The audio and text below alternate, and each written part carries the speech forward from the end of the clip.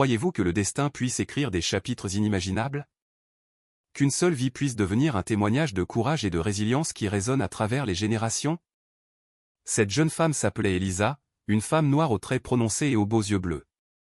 Elisa portait toujours en elle un contraste qui attirait l'attention et piquait la curiosité.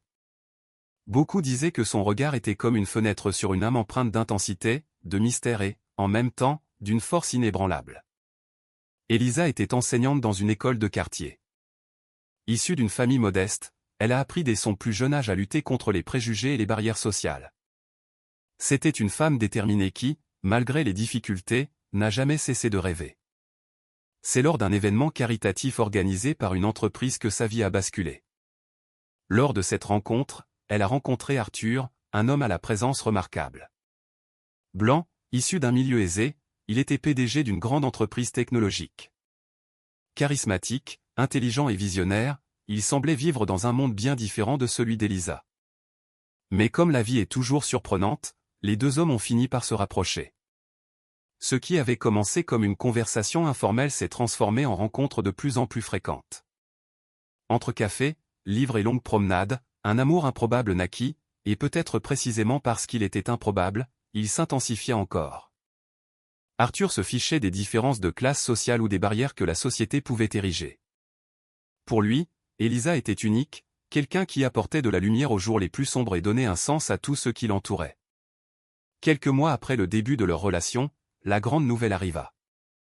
Elisa était enceinte, non pas d'un seul enfant, mais de triplés. Imaginez l'impact d'une telle révélation, surtout à une époque où les examens d'imagerie étaient limités et où la médecine manquait des progrès qu'elle connaît aujourd'hui. Découvrir une grossesse multiple fut une surprise, source de choc et d'inquiétude. Arthur fut d'abord surpris, mais son regard s'illumina rapidement. Il vit cette nouvelle comme une bénédiction, un cadeau de la vie, même s'il savait que les défis seraient immenses. Mais le destin s'est une fois de plus montré cruel. Le jour de l'accouchement, au milieu de l'attente et de l'anxiété, la tragédie a frappé.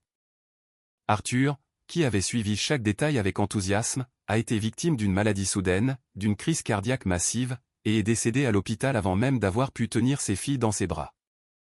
Imaginez le poids de ce moment? Entre la douleur des contractions, la peur des grossesses multiples et la terrible nouvelle de la mort de l'homme qu'elle aimait, Elisa avait l'impression que son monde s'écroulait. Pourtant, c'est à ce moment précis que quelque chose d'extraordinaire se produisit. Les triplés naquirent et, à la surprise générale, ils étaient blancs, blonds et aux yeux clairs. Le silence se fit dans la salle. Médecins, infirmières et même les membres de la famille présents se regardèrent avec stupéfaction. Comment une mère noire, même aux yeux bleus, pouvait-elle donner naissance à des filles si différentes d'elle? À cet instant, Elisa n'avait aucune réponse, mais elle n'avait pas non plus la force de les remettre en question. Son cœur était déchiré entre la douleur profonde de la perte d'Arthur et l'émotion indescriptible de tenir 3 vies innocentes dans ses bras. Elle décida de leur donner des noms porteurs d'espoir, Clara, Elena et Sophia, 3 filles qui, dès leur naissance, portaient en elles une histoire marquée par la dualité, la douleur d'une perte irréparable et la promesse d'un nouveau départ. Les premiers mois ont été un véritable défi. Elisa a dû se réinventer seule. Sans le soutien de son conjoint et devant gérer le poids d'une triple maternité, elle a plongé dans des nuits blanches, des pleurs incessants et des moments de désespoir.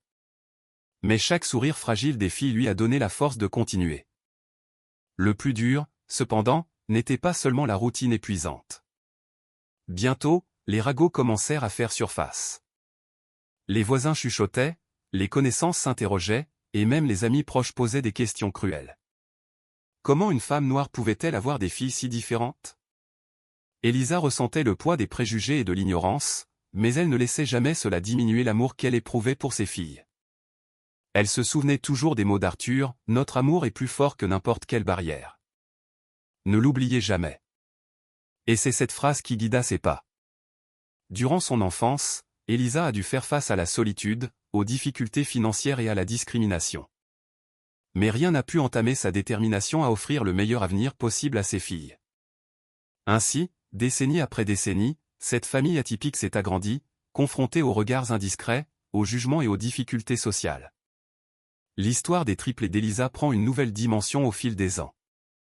Après leur naissance surprise et bouleversante, l'enfance arriva, une période pleine de découvertes, mais aussi de défis qui mettraient à l'épreuve la force de cette mère courageuse.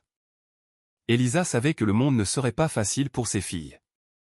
Grandir sans père était déjà une absence douloureuse, mais un détail supplémentaire ne pouvait être ignoré, les filles se distinguaient par leur apparence. Tandis qu'Elisa était noire aux yeux d'un bleu intense, ses filles étaient blondes, à la peau claire et aux yeux clairs, un héritage direct d'Arthur. Dès le début, la différence entre mère et fille est devenue un thème récurrent.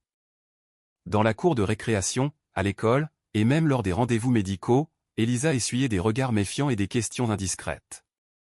Combien de fois entendait-elle des phrases comme « Sont-ce vraiment vos filles ?» ou « Y aurait-il eu une erreur à l'hôpital ?» Ces mots la blessaient profondément, mais Elisa ne se laissait jamais abattre. Au contraire, elle utilisait chaque commentaire comme un encouragement pour inculquer à ses filles des valeurs précieuses, l'amour, le respect et la fierté de leurs origines. Un jour, alors que Clara n'avait que 6 ans, elle demanda naïvement « Maman, pourquoi n'avons-nous pas la même couleur que toi ?» Elisa prit une grande inspiration, sourit et répondit « Parce que tu es le fruit de 2 histoires. Une moitié de toi vient de moi, l'autre moitié de papa. La couleur de peau n'a pas d'importance. Ce qui compte, c'est l'amour qui nous unit. » Ces mots les touchèrent profondément toutes les trois et, au fil du temps, devinrent un mantra qu'elle répétait dans les moments difficiles. Peu importe la couleur de peau, ce qui compte, c'est l'amour qui nous unit. Durant l'enfance, chacun des triplés a commencé à révéler des traits de personnalité distincts. Clara, l'aînée de quelques minutes seulement, était curieuse et bavarde. Elle avait une énergie contagieuse et adorait poser des questions sur tout. Dès son plus jeune âge, elle s'intéressait aux livres et aux histoires, comme si elle cherchait à comprendre le monde qui l'entourait. Elena, quant à elle, était plus réservée, observatrice, minutieuse et introspective. Elle aimait dessiner et exprimer ses sentiments par les formes et les couleurs. Pendant que Clara parlait, Elena préférait écouter. Sofia, la cadette, avait un esprit aventurier. Elle n'avait pas peur de grimper aux arbres, de jouer sous la pluie ou d'explorer de nouvelles choses. Elle souriait toujours, rayonnant de joie partout où elle allait. Ces différences, loin de les séparer, les ont au contraire rapprochées. Elisa était fière de voir chacune de ses filles grandir avec des traits uniques, mais elle entretenait un lien quasi indéfectible. Malgré l'unité familiale, la vie financière n'était pas simple. Après la mort d'Arthur, beaucoup pensaient qu'Elisa aurait accès à la fortune de son mari. Cependant, la réalité était différente. En raison de problèmes administratifs et de l'absence de mariage légal, elle dut faire face à un long litige avec la famille d'Arthur. La puissante et riche famille blanche refusa d'accepter Elisa comme une part légitime de cet héritage. Pendant des années, Elisa dut redoubler d'efforts pour subvenir aux besoins de ses filles. Elle retourna en classe comme enseignante, donna des cours particuliers et, bien souvent, ne put trouver le repos qu'à l'aube. Mais elle ne se plaignit jamais à ses filles. Son objectif était de garantir à chacune d'elles des opportunités et un avenir décent. Et voici un détail qui mérite d'être souligné. Même sans argent, Elisa ne manquait jamais d'affection. Son humble foyer était peuplé de rires, d'histoires du soir et de repas autour de la table, toujours accompagnés de prières et de mots d'espoir. Mais les années 1990 arrivèrent, et avec elles de nouvelles difficultés. Les préjugés raciaux restèrent tenaces, et les différences visibles entre mère et fille dégénérèrent souvent en remarques blessantes. À l'école, les triplés entendaient souvent « Comment peuvent-elles avoir une mère comme ça? Elles ne sont pas adoptées ?» Clara, plus communicative, répondait toujours avec fermeté « C'est la meilleure mère du monde, et si tu ne comprends pas ça, c'est que tu ne sais pas ce qu'est le véritable amour. » Ces réponses fermes attiraient l'attention, mais elles créaient aussi un malaise. Elisa savait que ses filles grandissaient dans un monde parfois cruel, mais elle comprenait aussi que chacune apprenait à gérer les critiques différemment, Clara avec courage, Elena avec silence, Sofia avec légèreté, et même face aux difficultés, quelque chose commençait à éclore. À l'adolescence, chacune des filles révéla des talents qui allaient façonner leur destin. Clara se consacra entièrement à ses études, notamment en littérature et en histoire. Elle rêvait de devenir enseignante comme sa mère et était convaincue que l'éducation pouvait transformer des vies. Elena développa son talent artistique. Ses cahiers se remplirent de dessins incroyables, et ses professeurs commencèrent à encourager sa créativité, lui laissant entrevoir un avenir prometteur dans les arts visuels. Sofia, quant à elle, excellait en sport. Rapide, agile et déterminée, Elle remporta des médailles lors des compétitions scolaires d'athlétisme et de gymnastique. Son énergie semblait inépuisable, et à ce stade de l'histoire, on perçoit combien les traits d'Arthur et d'Elisa étaient vivants en chacun d'eux. Intelligence, sensibilité, force et détermination se mêlèrent, donnant naissance à des jeunes femmes qui commencèrent à tracer leur propre voie. Mais l'adolescence a aussi suscité des questions. Les triplés ont commencé à s'interroger davantage sur leur père. Qui était-il vraiment? Quel était son rêve pour eux? Elisa parlait toujours d'Arthur avec affection, mais évitait d'exprimer la douleur de sa perte précoce et ses difficultés familiales. Un soir, à 15 ans, Elena insista, « Maman, pourquoi la famille de papa n'a-t-elle jamais voulu nous voir ?» Elisa prit une grande inspiration et répondit calmement, « Parce que parfois, on a le cœur fermé à l'amour, mais tu n'en as pas besoin. Tu as déjà tout ce qu'il te faut à la maison. » Cette réponse n'effaça pas la douleur, mais elle renforça encore le lien entre mère et fille. Et c'est précisément là que notre histoire prend une nouvelle dimension, car si l'enfance fut marquée par la découverte et l'adolescence par les questionnements, l'âge adulte apporterait des défis et des révélations encore plus grands, capables de tout bouleverser.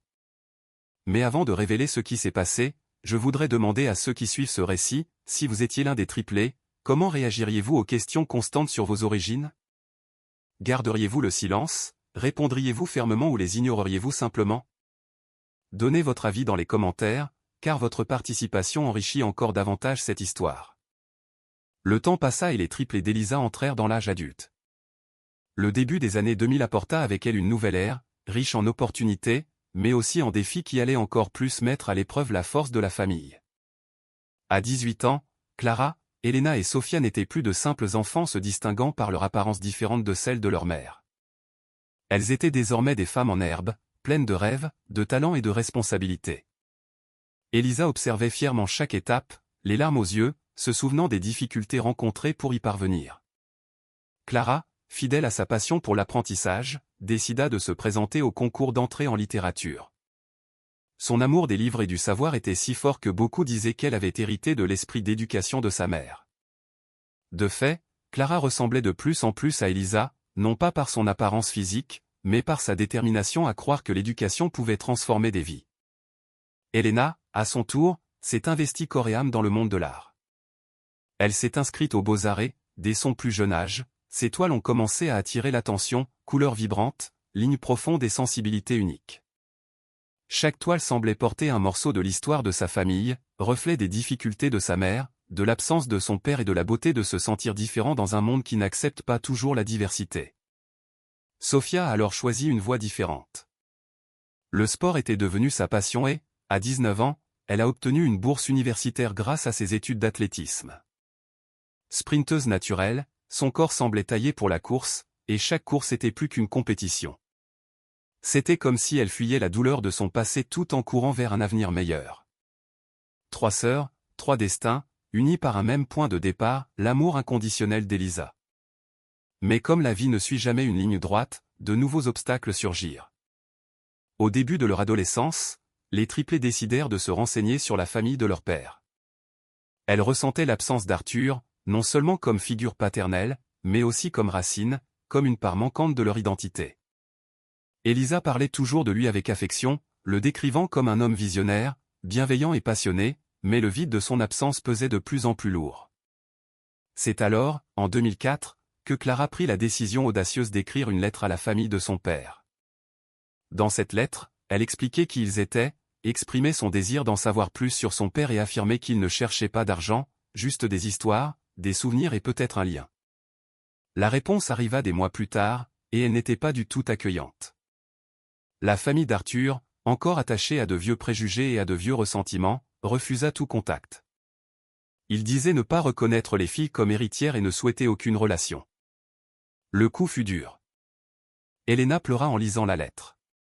Sofia était furieuse, au point de vouloir la déchirer en morceaux.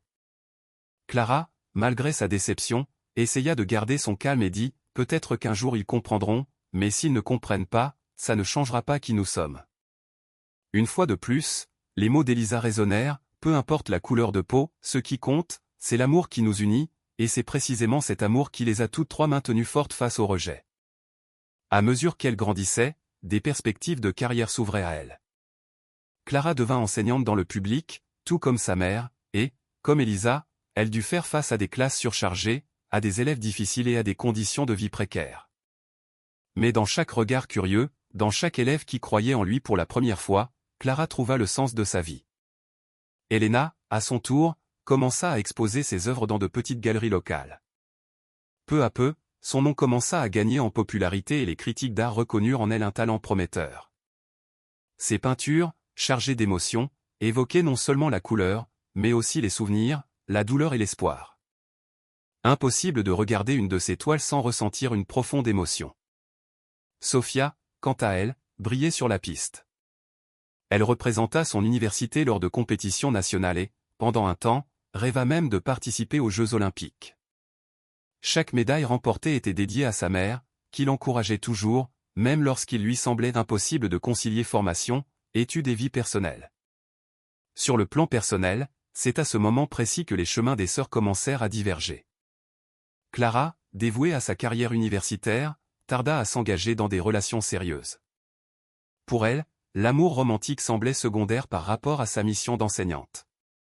Elena, intense et émotive, vécut des passions débordantes, certaines lui inspirant des œuvres inoubliables, d'autres la marquant de cicatrices.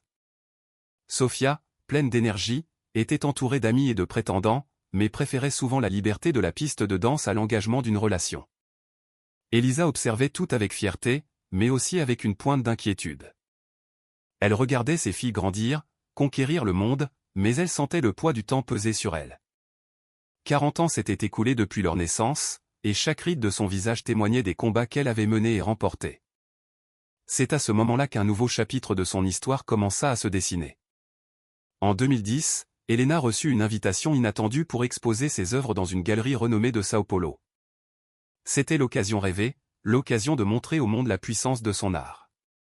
Toute la famille s'est mobilisée pour la soutenir, et Elisa, émue, a vu en sa fille le reflet de tous les rêves manqués par Arthur. À la même époque, Clara a été admise en master, consolidant ainsi sa place dans le monde de l'éducation, et Sofia, après une série de victoires en athlétisme, a été invitée à s'entraîner avec une équipe professionnelle. C'était comme si des chemins s'ouvraient soudainement pour elles trois simultanément. Mais les grandes réussites s'accompagnent aussi de grands défis. La distance physique s'est creusée. Alors qu'avant ils avaient toujours été ensemble, chacun suivait désormais un chemin différent. Elisa, malgré sa fierté, regrettait l'époque où ils pouvaient tous les trois tenir sur ses genoux. Et c'est peut-être l'une des plus grandes leçons de cette histoire. Le temps n'attend pas, il avance, il nous pousse en avant, mais il laisse son empreinte dans nos souvenirs. La vie adulte des triplés d'Elisa semblait se dérouler sans accroc. Chacune, à sa manière, se faisait un nom, mais le destin, comme toujours, réservait des hauts et des bas. En 2012, la famille vivait une période de grandes espérances. Elena s'apprêtait à inaugurer sa première exposition personnelle dans une grande galerie de Sao Paulo. Clara gagnait en reconnaissance comme professeure d'université, publiant articles et conférences. Sofia s'entraînait intensément, rêvant de compétitions internationales qui pourraient la propulser vers des sommets qu'elle n'avait imaginés que dans ses rêves les plus fous. Elisa, leur mère, qui avait presque 50 ans, regardait ses filles avec une fierté débordante. Pourtant, au fond d'elle, une certaine mélancolie planait. Elle regrettait le temps où elles étaient toutes sous le même toit, réunies autour de la table, riant de choses simples. Désormais, chacune vivait sa vie indépendamment, et elle se sentait de plus en plus seule. C'est au cœur de ce tourbillon de changements qu'une nouvelle inattendue lui parvint. Un avocat de la famille du père de Clara l'a contacté. Il lui a annoncé qu'après près de 30 ans, certains documents de la succession d'Arthur avaient été examinés et que les triplés pouvaient enfin réclamer une partie de l'héritage qui leur avait été refusé. Au début, Clara n'en revenait pas. Pendant des années, ils avaient été rejetés, humiliés et ignorés. Mais maintenant, il y avait une échappatoire. Elena et Sofia étaient déchirées. Devaient-elles accepter cette opportunité ou simplement aller de l'avant sans raviver de vieilles blessures? Elisa, quant à elle, restait calme. Mes filles, vous savez, je ne vous ai jamais élevées en espérant de l'argent de qui que ce soit. Tout ce que nous avons construit, nous l'avons construit ensemble avec effort et amour. Mais si cela ouvre des portes pour votre avenir, n'hésitez pas à y réfléchir. Après de nombreuses discussions et larmes, ils décidèrent d'engager des poursuites, non pour l'argent en soi, mais pour le droit d'être reconnus comme les enfants légitimes d'Arthur. La bataille juridique dura des années, ravivant de vieilles douleurs. À chaque audience, les préjugés subsistaient, dissimulés entre les avocats froids et les héritiers arrogants, mais les triplés, devenus des femmes fortes, ne se laissèrent pas décourager. Chaque fois qu'une porte se refermait, elles se souvenaient des paroles de leur mère. La couleur de peau importe peu, ce qui compte, c'est l'amour qui nous unit. Pendant ce temps, la vie continuait. Clara, passionnée d'éducation, s'impliqua dans des projets sociaux, enseignant dans des communautés défavorisées. Elle devint une fervente défenseur de l'éducation publique de qualité. Ses élèves la voyaient non seulement comme une enseignante, mais aussi comme une source d'inspiration. Elena, de plus en plus reconnue dans le monde artistique, commença à voyager à l'étranger.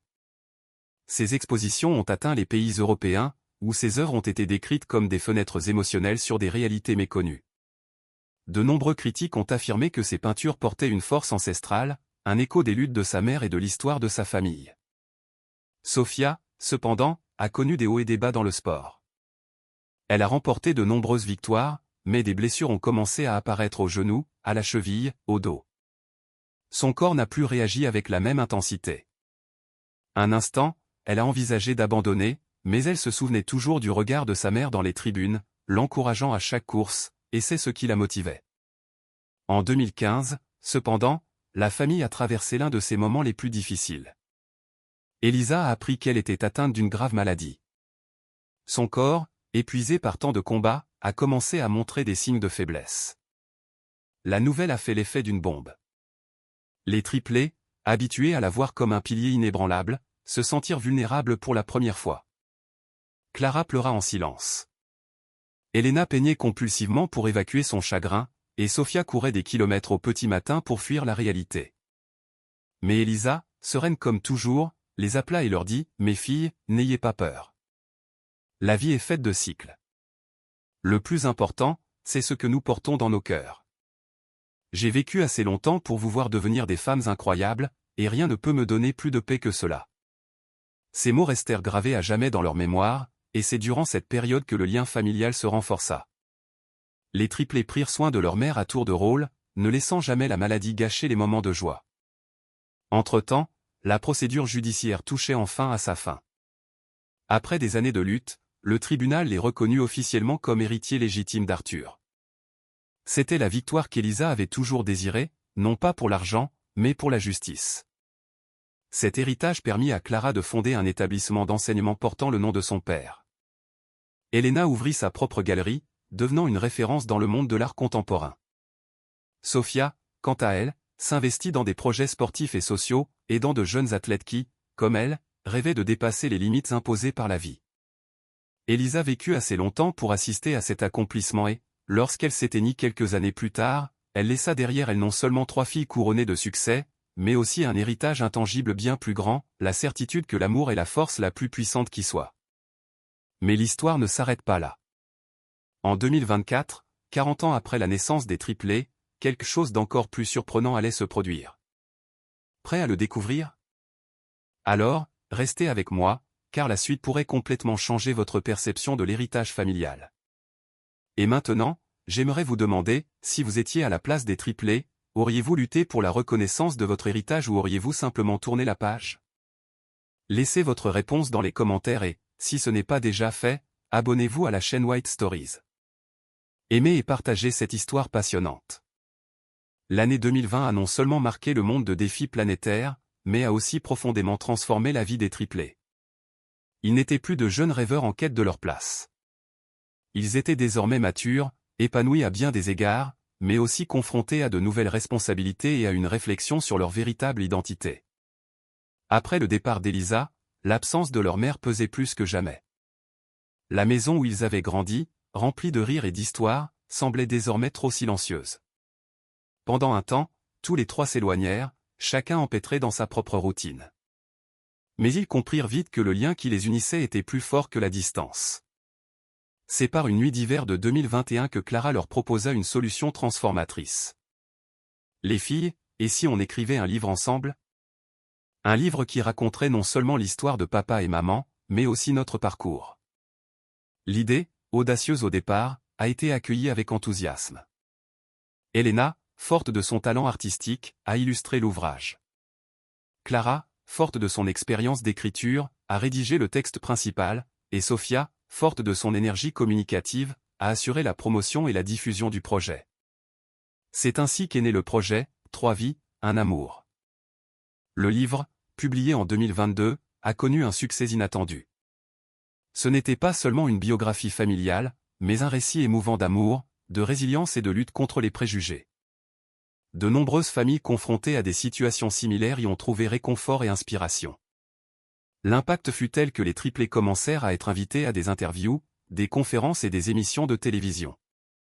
Soudain, l'histoire qui avait commencé discrètement dans une petite maison en 1984 se répandit dans le monde entier. Et voici un détail curieux. Lors d'une de ces interviews, un journaliste a demandé « Vous considérez-vous plutôt comme les enfants d'Arthur ou d'Elisa ?» Elena a répondu, émotionnellement, « Nous sommes les enfants de son amour, mais s'il y a quelqu'un qui nous a façonnés, qui nous a appris à être qui nous sommes, c'est bien notre mère. » La nouvelle s'est répandue dans tout le pays et est devenue virale sur les réseaux sociaux. De nombreuses femmes, notamment des mères célibataires, ont écrit des messages disant se sentir représentées. L'histoire d'Elisa n'était pas la seule. Elle était partagée par des milliers de personnes qui luttaient quotidiennement pour élever seuls leurs enfants contre vent et marée. Parallèlement, sur le plan personnel, les vies des 3 femmes prenaient des chemins différents. Clara, dévouée à l'institut d'enseignement qu'elle avait fondé en l'honneur de son père, épousa un collègue enseignant en 2023. Le mariage, simple mais touchant, fut célébré dans le jardin même où Elisa avait si souvent raconté des histoires à ses filles. Peu après, Clara réalisa un rêve encore plus grand. Elle devint mère d'un garçon qu'elle prénomma Arthur, en hommage à son grand-père qu'elle n'avait jamais rencontré.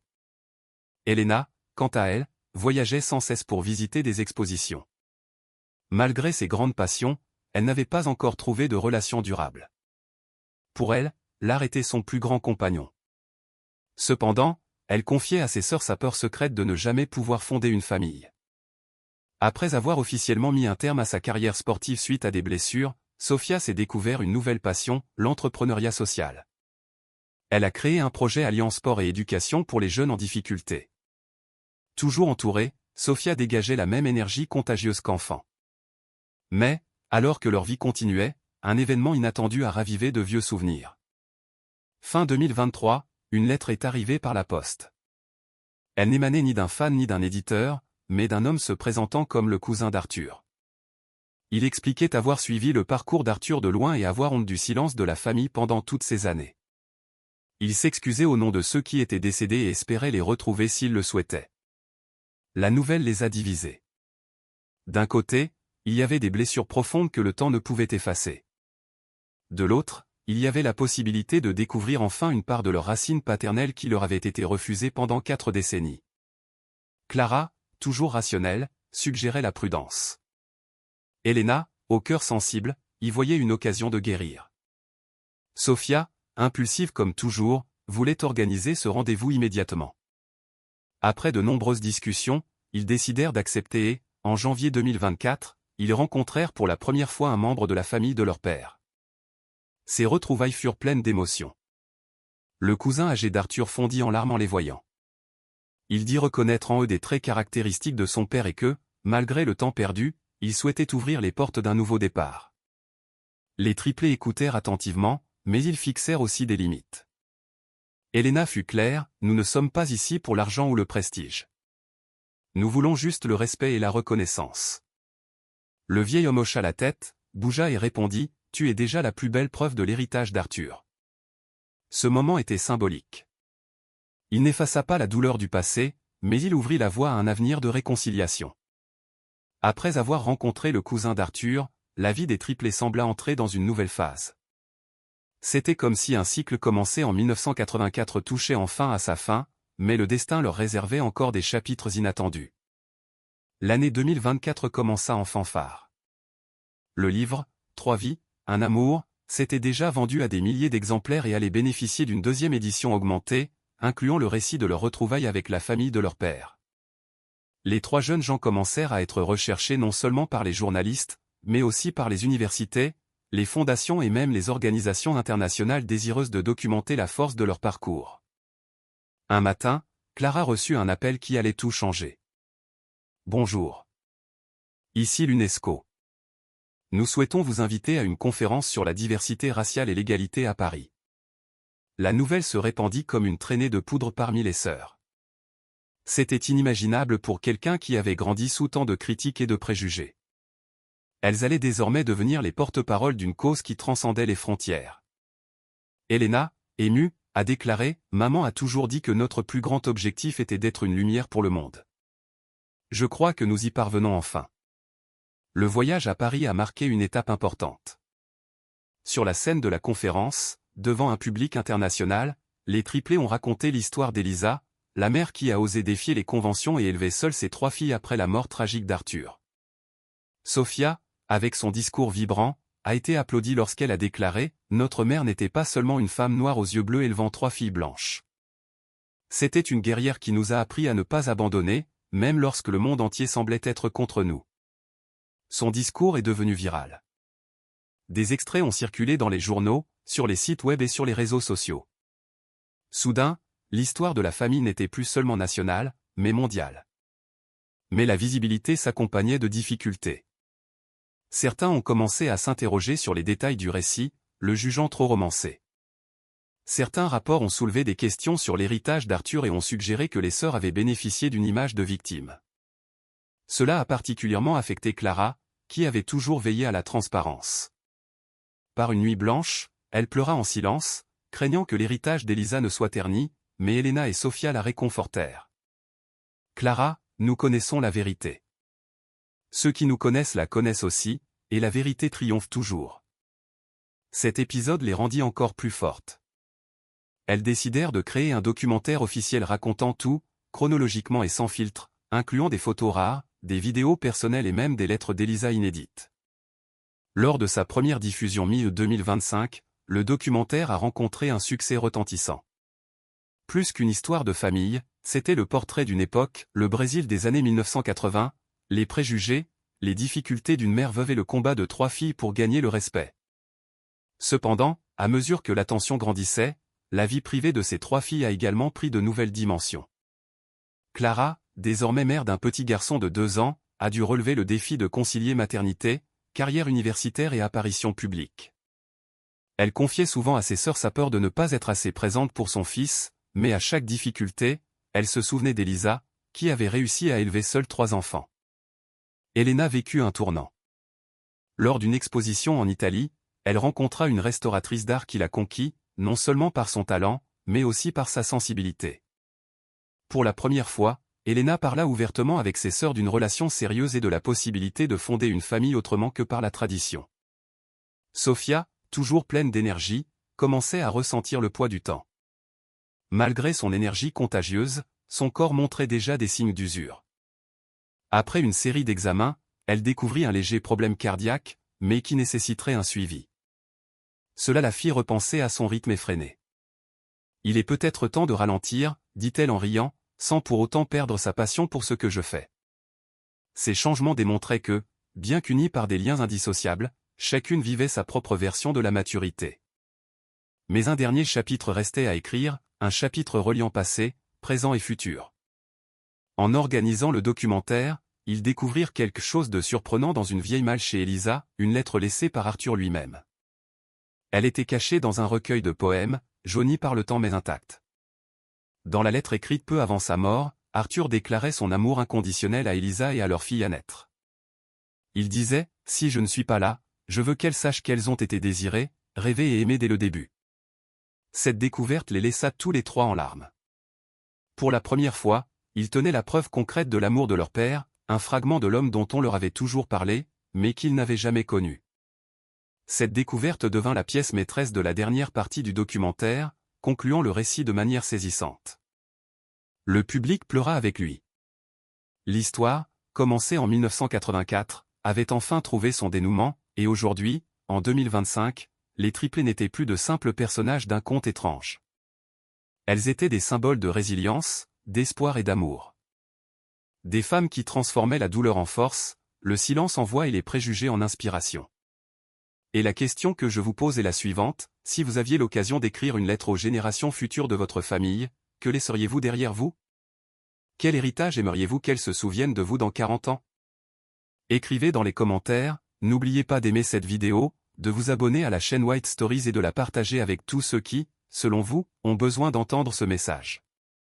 Aujourd'hui, 40 ans plus tard, les triplés sont devenus non seulement les survivantes d'une histoire difficile, mais aussi des symboles vivants de dépassement des difficultés, d'unité et d'amour inconditionnel. Clara, la plus réservée, est aujourd'hui professeure d'université et écrivaine. Son livre, coécrit avec ses sœurs, est non seulement devenu une référence académique, mais a également été traduit dans plus de 10 langues. Clara vit à Sao Paulo, est mère d'un fils prénommé Miguel et consacre ses matinées à la recherche et ses après-midi à son fils.